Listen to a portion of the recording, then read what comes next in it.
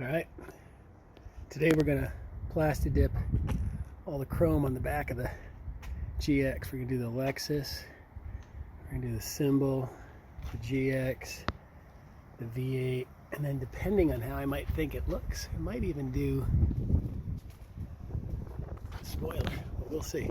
So first we're gonna tape all this stuff up. First thing you wanna do, clean everything off of here nice, use Windex, tape this all up, and then get everything sealed off so that overspray doesn't get on it. And then we'll see how it works. Okay, got the first set of tape around all this. And we're gonna put on the newspaper, get everything else covered up. Make sure that you cover up the underside here so you get your camera covered and your plate lights.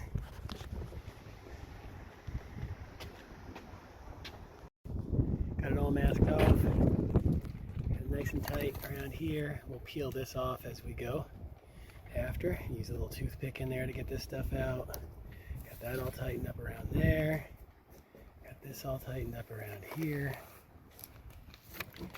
V8 on there. See, I got it wrapped and covered under there.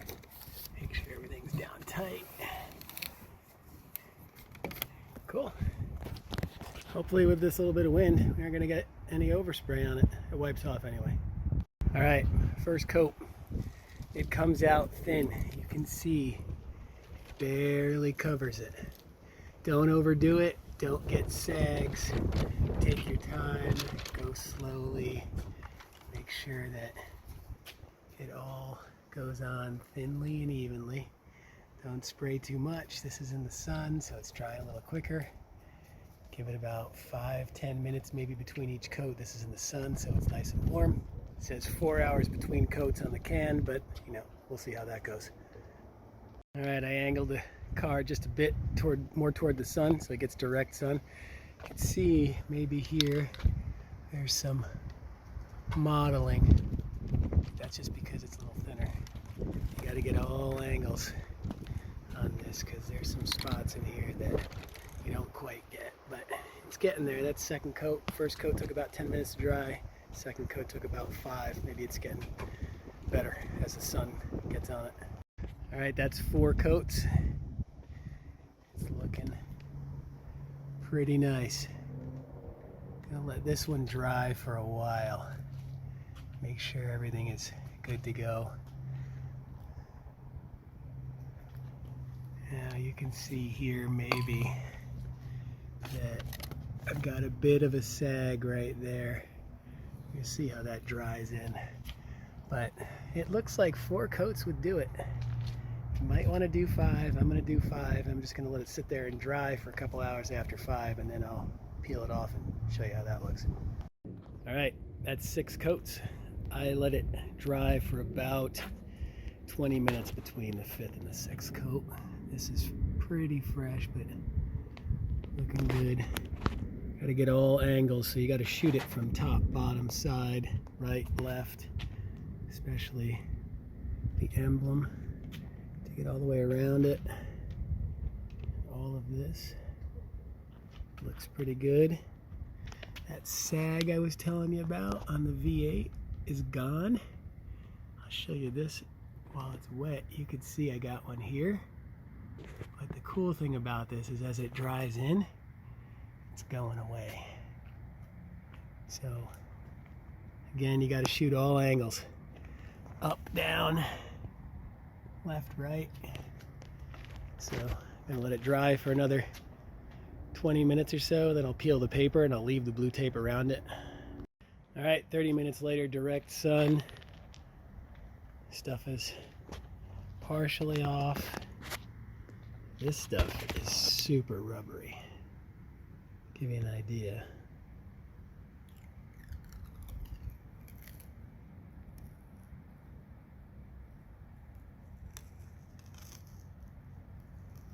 That's how it peels off. It's pretty cool.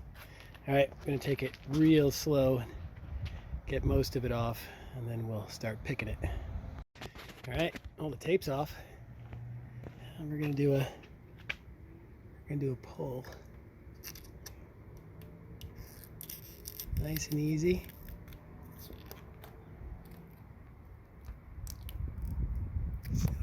this kind of pulls around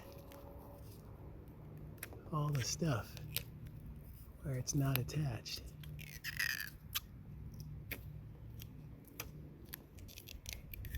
It's pretty cool. So just do it nice and easy. I'm only doing it with one hand to show this, but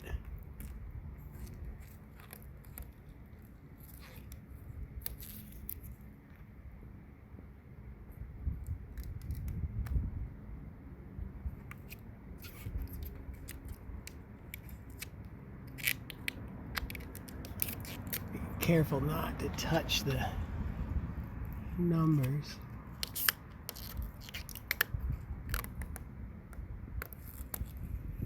Look how clean that is.